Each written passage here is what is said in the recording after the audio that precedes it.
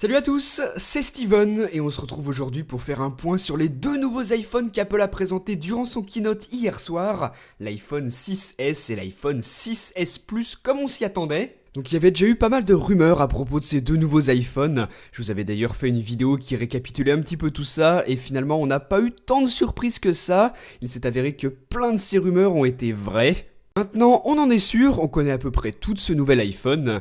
Ils seront disponibles à la précommande le samedi 12 septembre, c'est la première fois qu'Apple fait ça un samedi. Et ils seront vendus à partir du 25 septembre dans les Apple Store, chez les opérateurs et sur les boutiques en ligne, l'Apple Store et d'autres revendeurs qui l'auront aussi. Puisqu'on parle de ça, attaquons tout de suite avec ce qui fait mal aux fesses, le prix. Comme chaque année, ça augmente et cette année l'iPhone 6S débute à 749€ et le 6S Plus à 849. Donc voilà, cette année encore, si vous choisissez la configuration maximale sur le 6 Plus, on aura encore un smartphone qui dépassera les 1000€. Le design, lui, reste identique à la génération précédente, comme à chaque fois qu'Apple rajoute un S à ses iPhones. La seule différence, ce sera l'apparition d'une couleur qu'Apple appelle rose gold pour donner un côté classe, mais qui est plus proche du rose tout court et que vous pouvez voir en ce moment à l'écran. Donc voilà, ça pourrait être sympa pour les filles, pourquoi pas cette nouvelle couleur. Et pas de changement au niveau du stockage non plus, on est toujours sur du 16, 64 ou 128Go que ce soit pour l'iPhone 6S ou 6S Plus. Et enfin, le châssis est en aluminium 7000, un matériau bien plus résistant qui évitera une bonne fois pour toutes les problèmes de pliure qu'on a rencontrés l'année passée. Donc voilà, d'extérieur, c'est tout ce qui change. Les nouveautés, elles sont donc à l'intérieur et là on y retrouve pas mal d'améliorations. À commencer par la plus grosse nouveauté qui est la technologie 3D Touch. C'est sensiblement la même chose que ce que l'on a sur les nouveaux MacBook ou sur l'Apple Watch. L'écran est sensible à différents niveaux de pression et vous pourrez réaliser des actions différentes en fonction de la force avec laquelle vous allez appuyer sur l'écran. Apple présente ça comme la nouvelle génération du multitouch, et c'est vrai que ça a l'air franchement intéressant. À mon avis, les possibilités doivent être sacrément nombreuses, et pour les journalistes qui étaient présents dans la salle à la fin du keynote et qui ont un petit peu pu jouer avec les iPhones et les nouveaux iPads, ils sont unanimes, c'est super pratique à utiliser, très simple.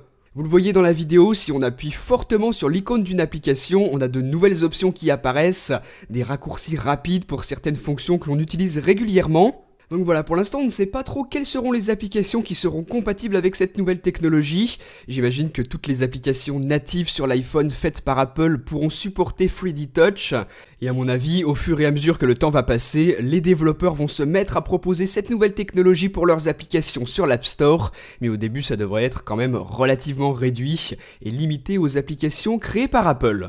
On verra bien, on verra ça lorsque l'on aura ce nouvel iPhone entre les mains. Mais en tout cas, ça a l'air vraiment prometteur, super sympa à utiliser. Donc vous dans les commentaires, dites-moi ce que vous en pensez. Quel est votre ressenti sur cette nouvelle technologie implémentée dans l'iPhone 6S et dans l'iPhone 6S Plus, puisque c'est disponible aussi bien sur l'un que sur l'autre. 3D Touch. Ces deux nouveaux iPhones seront équipés du tout nouveau processeur d'Apple, la puce A9 avec une architecture 64 bits. Aucune information sur la RAM, il faudra attendre de le tester pour avoir une certitude là-dessus, mais une fois de plus, les journalistes qui ont pu le tester sur place supposent que c'est 2Go de RAM dans ce nouvel iPhone, comme c'est le cas sur l'iPad Air de seconde génération par exemple, donc ce serait vraiment une bonne nouvelle si c'est confirmé. Mis à part ça, Apple annonce une rapidité accrue, 70% plus rapide que la puce A8 de l'iPhone 6, et le GPU serait lui 90% plus rapide, donc ce serait plutôt impressionnant, mais ça reste quand même à vérifier. Avec ça, sinon, on retrouve le coprocesseur M9 nouvelle génération qui sert à tout ce qui est captation de mouvement. Amélioration discrète mais qui peut être sympa si ça s'avère comme le prétend Apple, le capteur d'empreinte digitale Touch ID serait 2 fois plus rapide, et ça peut être un gros plus. L'appareil photo iSight passe à 12 mégapixels et offre 50% de pixels supplémentaires par rapport au capteur 8 mégapixels des précédents modèles, et l'autofocus est présenté comme plus rapide. Enfin, l'iPhone 6S est capable de filmer en 4K. Enfin, on l'espérait l'année dernière, mais c'est sur le modèle 6S qu'Apple propose cette nouvelle fonction. La caméra frontale passe à 5 mégapixels pour que vous puissiez faire de plus beaux selfies. Et sinon, Apple propose également la fonction qu'elle a appelée Live Photo. Alors ça a l'air franchement cool, ça m'a plutôt convaincu pendant la présentation. À la base, une live photo est une photo de 12 mégapixels, à la différence qu'elle capture également les instants qui précèdent et qui suivent la prise de vue, en y ajoutant son et mouvement. Au final, on anime nos photos en appuyant dessus et ça peut être plutôt sympa. Apple a expliqué que vous allez pouvoir utiliser ces live photos en tant que fond d'écran par exemple, ce qui fait que lorsque vous prenez votre iPhone dans les mains, que vous le déverrouillez, eh bien vous tombez sur cette petite animation franchement sympathique, je vous répète, moi j'aime beaucoup. Donc une fois de plus, eh bien je vous invite dans les commentaires à me dire ce que vous avez pensé de tout ça. Est-ce que vous aimeriez avoir ça sur votre futur iPhone? Est-ce que vous pensez que c'est un gadget ou est-ce que c'est plutôt quelque chose que vous aurez envie d'utiliser? N'hésitez pas à me dire tout ça.